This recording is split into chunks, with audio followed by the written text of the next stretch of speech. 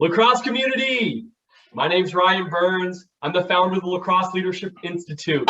It's our mission to empower all those that love lacrosse, to recognize the skills you gain from the sport, to ultimately live your best life possible.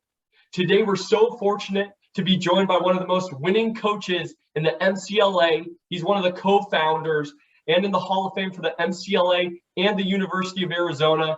Mickey-Miles Felton, thank you so much for being with us today. For those in the community that aren't quite aware of who you are and your story, though they should if they're in Arizona, can you please share a little bit? How'd you get involved in lacrosse and what brought you to where you are today? Well, how I got, first of all, thank you very much for having me on the show. It's an honor to be here and to be able to express some of my feelings. And one of my feelings right now, just to mention it real quickly, is all the people that are suffering in the Middle West, in the Middle East, in the Midwest, Kentucky, Illinois, from the tornadoes. And my heart goes out to all those people. I started playing lacrosse. I was at Cheshire Academy in Connecticut. And in 1963, the guys that I was friendly with were playing lacrosse. I was a senior then, and they convinced me to get involved in lacrosse. I was playing baseball and I knew I wasn't going anywhere with baseball. So I figured I'd, have some fun with them in lacrosse. And after that, I went to CW Post on Long Island, which at that time was one of the premier programs, lacrosse programs in the country. And so I went to the first meeting. I was a walk-on, of course. I only played 1 year. We were playing back in the day with these big old wooden sticks and the cat gut on the walls. And so the coach said, anybody here that can't play with both hands, might as well go home now. Oh, boo. So I thought, well, here I go. On my way home, I thought, you know what? I'll never do that to somebody. I would have carried the water bucket for that team. I got so excited about lacrosse. But that's not the way it worked out. So now we're going to fast forward for 12, 13 years, and I hadn't touched the lacrosse stick in all those years. Now I'm 30 years old. I decided to leave. I'm walking through New York City in my three-piece suit, big business guy, and I decided, well, no, this is not working for me. I'm not comfortable here anymore. I grew up here. My friends are here. My business is here. My family's here, but it just wasn't enough to make me feel comfortable. And so I was financing a shopping center in Tucson, Arizona. And the more information I got about that, the more interesting it seemed to me. And bang, here we are. Packed up my daughter. My wife fortunately agreed to come out with me. And 46 years later, I'm talking to Ryan and you folks. So it was a great run, and I'm going to move something over here so we don't get confused. But it was the calling, go west, young man. That was what got me going. And so I'm driving by the University of Arizona one day because I'm in Tucson, and I see these guys playing. They're running around. I go over. Hey, can I run around with you guys? Yeah, old man. Do whatever you want to do. We don't care. Well, I'm 30 years old. These guys are 18 to 20 years old. So that's why the old man thing, I guess. And so after the first practice, I went into, we had a meeting. And because I didn't know anybody, I sat in the corner in the back of the room, being a shy guy from New York. That goes. And they passed a yellow legal pad around for you to put your name and your phone number and what position you play. And because of where I was sitting, I got it last. And I looked over the list and it said there were only 2 defensemen. So I wrote down defense and ended up playing for the University of Arizona for 4 years. It was great.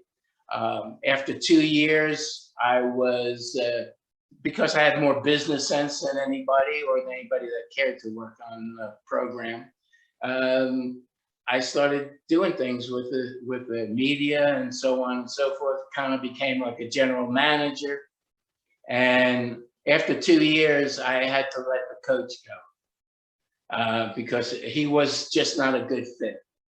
He was a good coach. He knew what he was doing, but it didn't fit with this group of cowboys that came from all over the country. And so all of a sudden, I'm looking around for a coach. I've only, played 2 years, basically. And I'm looking around for a coach, and there's nobody in Tucson to coach. So you know how that goes. Tag, you're it. And so I became coach. And, and then I decided I needed to do something with my name. My name is Miles. My first name is Miles. And I thought that was a little too formal back in 1976, 77 for the sport of lacrosse. It's pretty popular today. But so I went with my nickname. But Mickey it just seemed like it wasn't serious enough to be running a program with the name of Mickey. So I was searching for names to be called, and one day I spoke to my mom, and she said, "Hey, Mickey-Miles, how you doing?" And bang, that was it. Here I go, Mickey-Miles, and that's how I got that name. It works because people remember it a little better than Mickey or Miles, and that's the start of my career here in Arizona.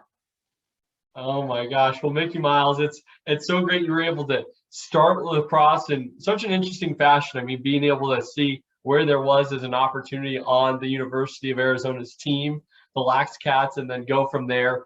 I know you've had a lot of leadership experience, but a lot of lacrosse experience as well. I have to ask, what's your pinnacle lacrosse experience, or what are a couple moments that really stick out to you? Well, after being involved in the sport out here for 46 years now, 45 anyway, there's just so many things that stick out in my mind.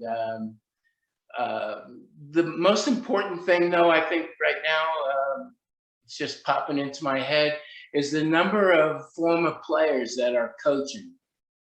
Whether they're waiting to coach their kids or they just want to move on and do some coaching. We always talk about how important it is to give back to this game. That's the way it grows. And so, I would say that one of the most significant things is the number of people that are coaching both boys and girls teams or men and women's teams. So that's pretty cool.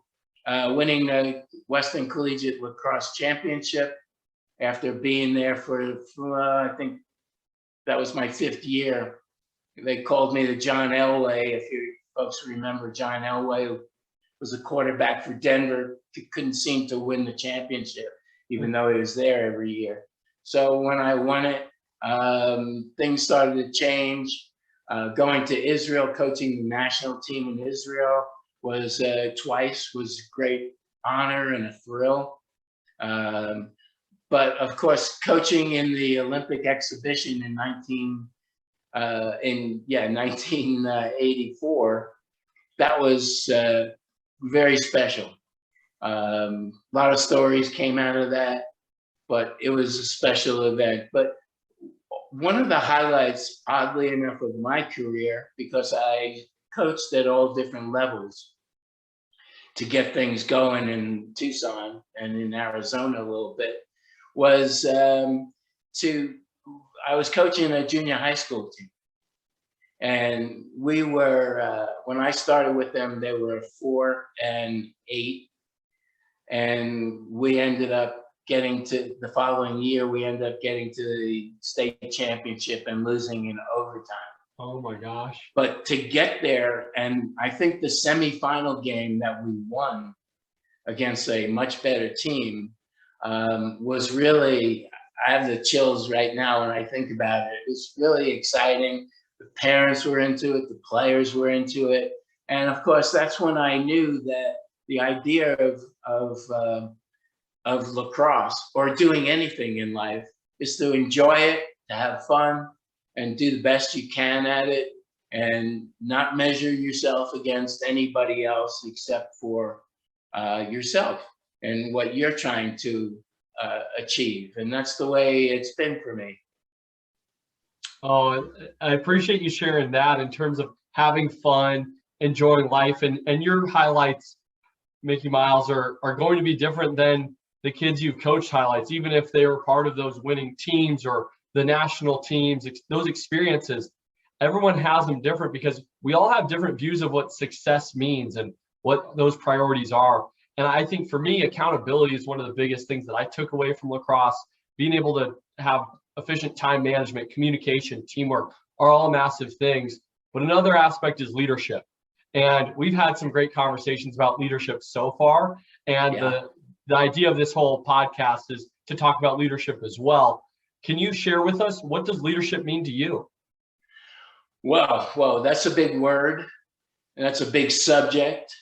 I think that leadership starts with building trust by listening. Not hearing, but listening, because there are a lot of things that people have to say that can improve your life, my life, I should say, keep it to myself. There are people that have some things to say that improve my life.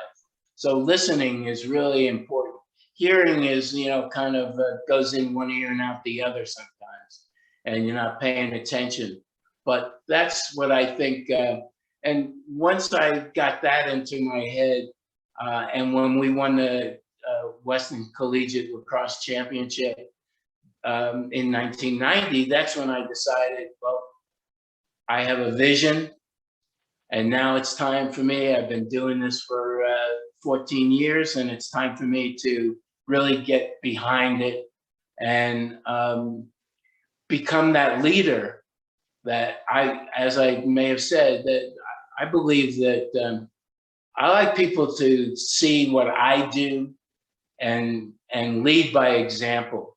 And I also like to teach people how to lead, because I don't believe that you can just tell a player, hey, you seem to have good leadership qualities, so you be the captain, or you're the leader on the team. Well, you have to teach people how to be a leader.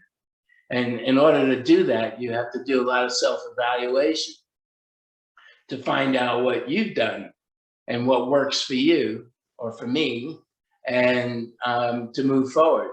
A significant aspect of being a leader is making the right decisions that are not always easy. What I've learned is that when you decide that you want to do something, you set some goals and you have a way of getting to those goals. We put Arizona on the map with several different ways.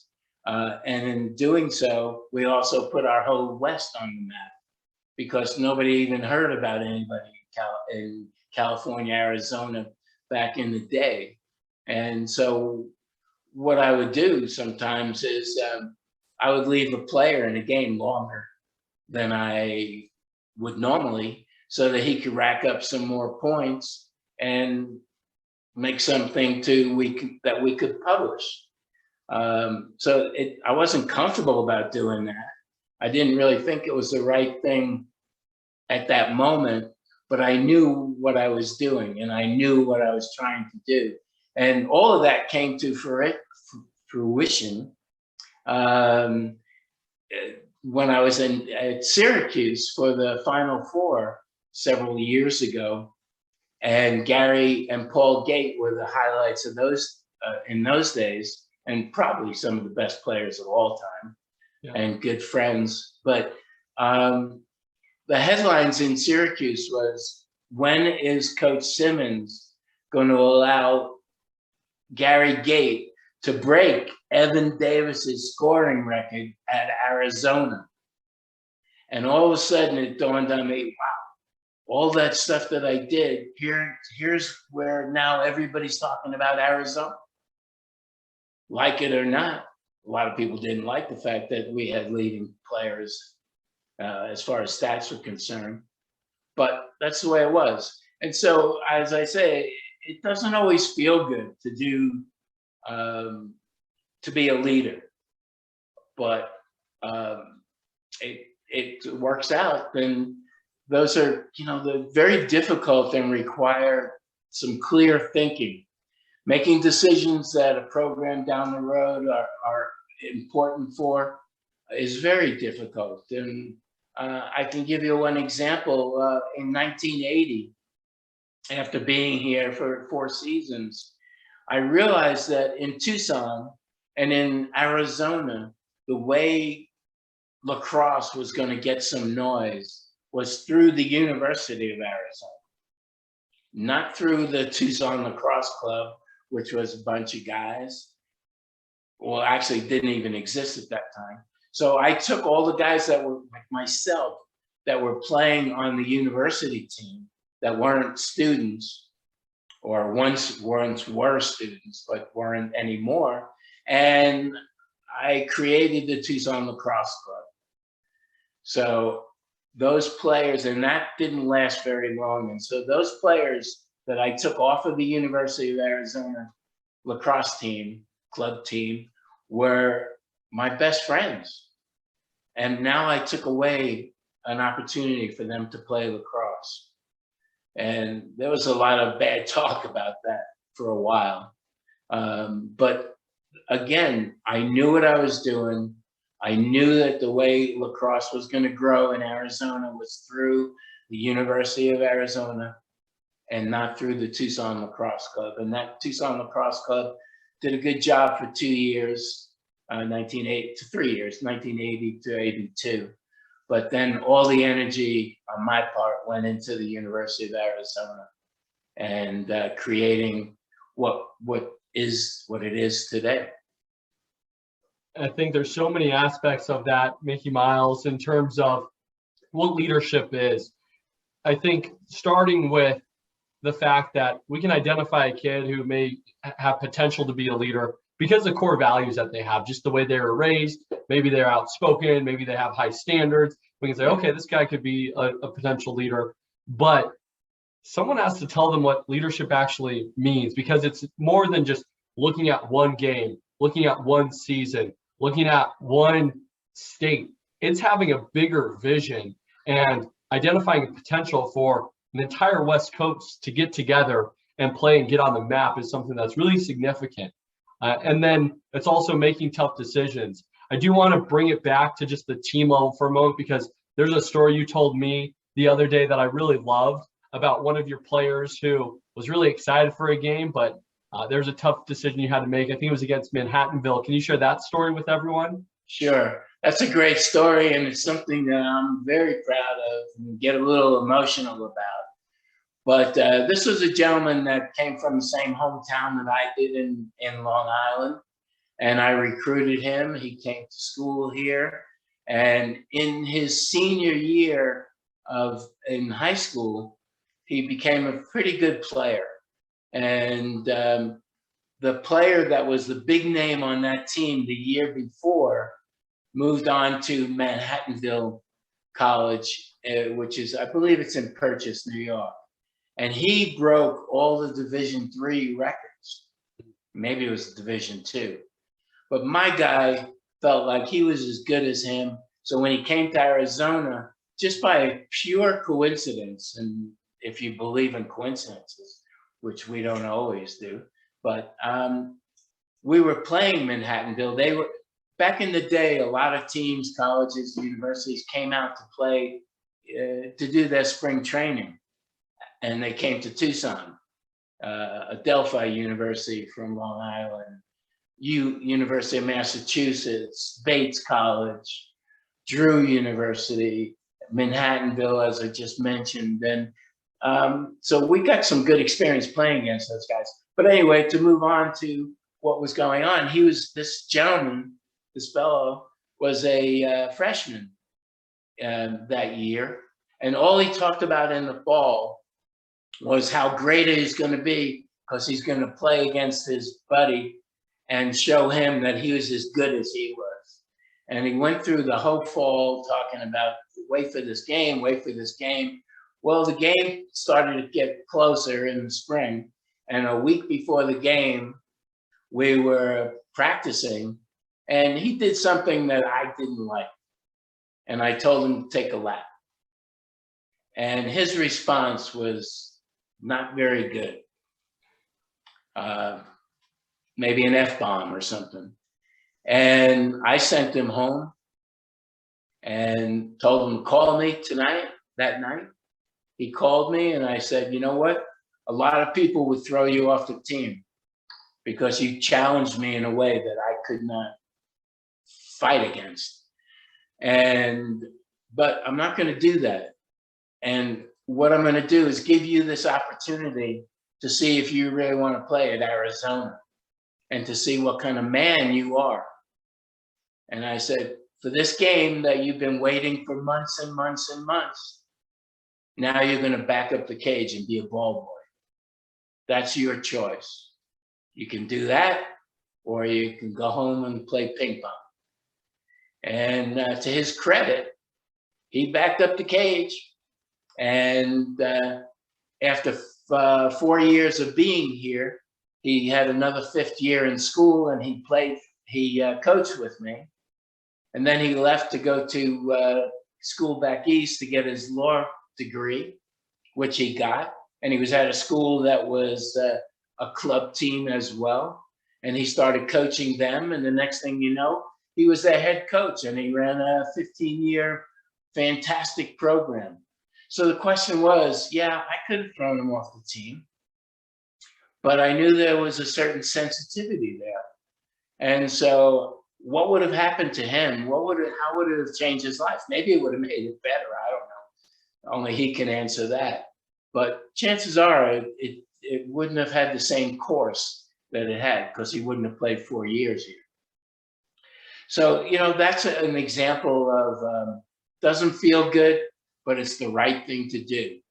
And I'm very proud of that gentleman. I'm not throwing any names out right now. He knows who he is. And so does half of the University of Arizona lacrosse program, because he was a very important player there and coach. So that's a good story, and I'm very proud of that decision. Well, it shows a testament to your character and the character of that gentleman as well. I think ultimately leaders are the ones who identify potential in others and help them rise to that occasion. And when you see someone's not necessarily upholding those standards, not respecting one another, that's a big part of integrity. So if you can challenge them on that and say, hey, that's not right, you're welcome to still be a part of this, but you have to play by the team's rules, because this is more than just one individual.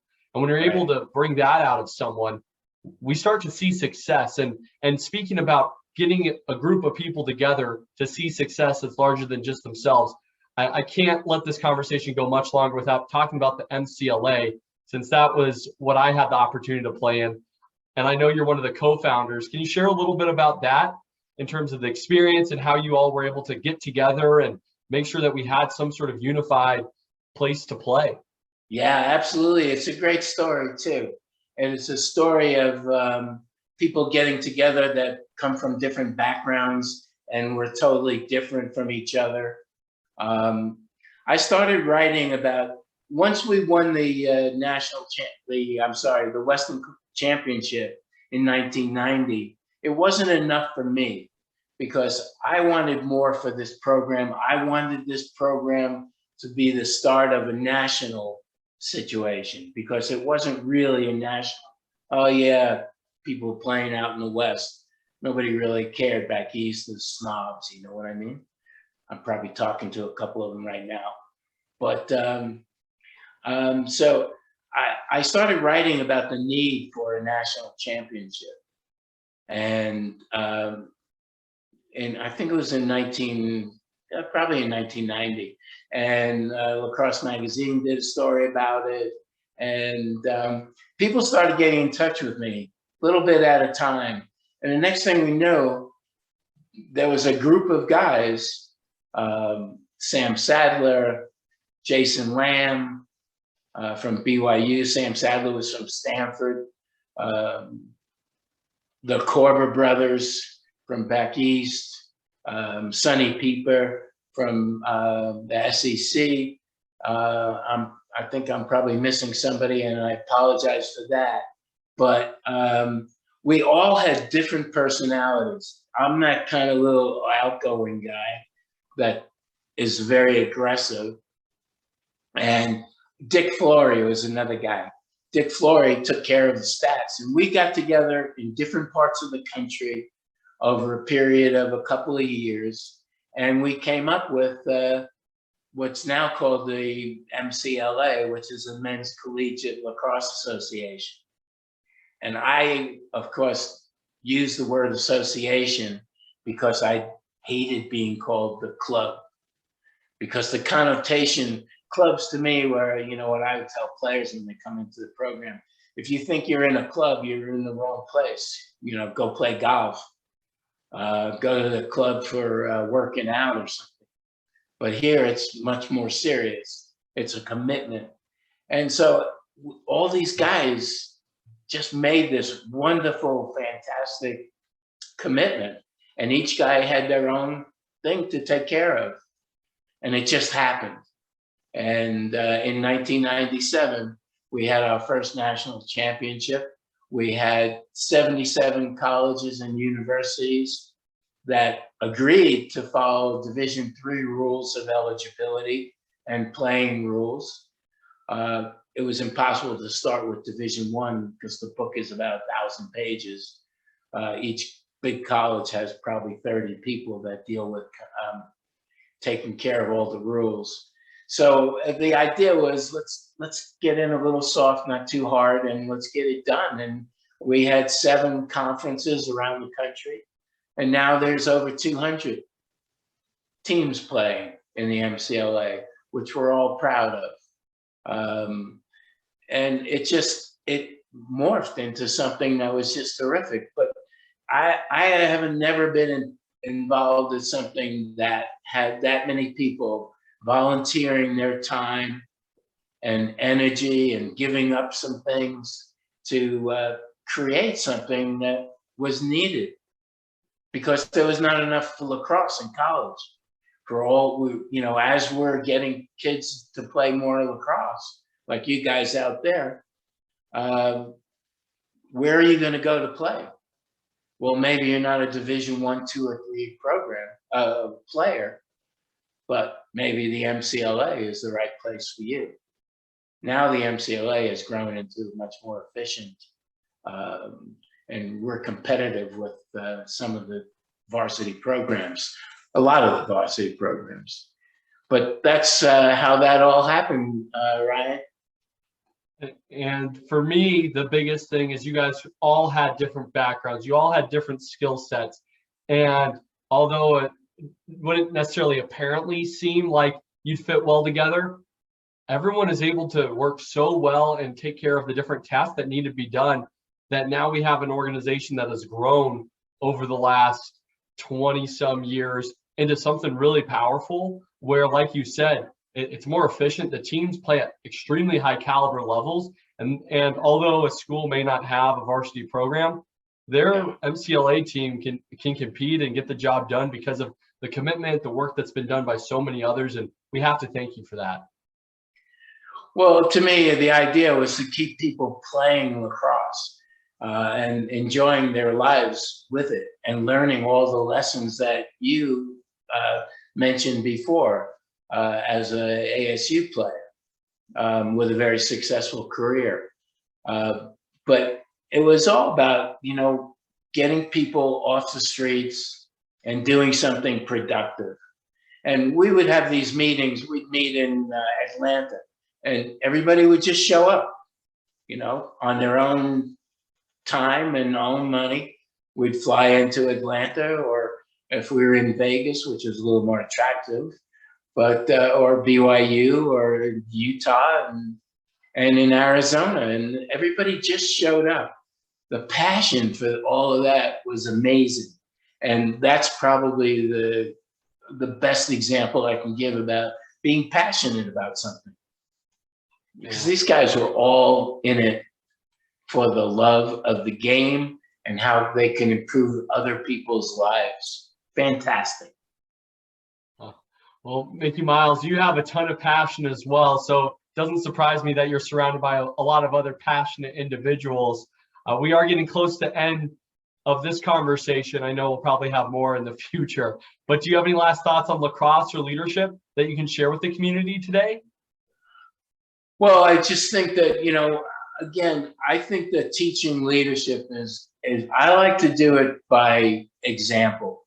And I know that that's not, the examples I've given, a couple of examples, but a simple example is like, I'm not going to show up late to practice, because how am I going to be hard on a guy that's also showing up late? And he'll just go, well, hey, if it's good, you could be late. Why do I have to be criticized for being late? So just little simple things that you kind of, and it's the way you treat people. And it's the way you treat people. You make somebody a captain, that doesn't give them a carte blanche to start screaming and yelling at people. I'm not here, I hope. And so it's just, sorry about that. I should have left the phone in the other room. Next time, I'll leave it in the other room. Some of you people will say, I hope he stays in the other room next time. No. That's just the way it is. That's the way it is. Story of my life. But that's, I did things honestly. I worked hard, very hard at accomplishing what I eventually accomplished, and still building. And when people see, like when I was a player, I've had 10. Oh my God, it's my daughter. Sorry. Anyway, as a player, I was started off at 30 years old. Everybody else was a lot younger, so I was not quite as fast as everybody. I eventually ended up with 9 knee operations, including the last 2 were total knee replacements. But I'm out playing pickleball and enjoying my life. But the point I wanted to make was that if those guys could see me running up the field, they had no excuse for not running up the field. So I'm leading by example. And so for you people that are a little confused about what it means to be a leader, or how to become a leader, a good leader, an important leader, because you're affecting other people's lives, there's plenty. We'll talk about it more next time. I'll give you some hints if there is a next time. I guess that'll depend on your reaction to this time. Maybe I'll wear a t-shirt so you'll feel more comfortable. Oh, Mickey-Miles, thank you so much for being a part of this conversation and the part of our community. You've done so much, and I know you continue to give and give and give. We're very lucky to have you in Arizona and out on the West Coast for all lacrosse. Thank you so much.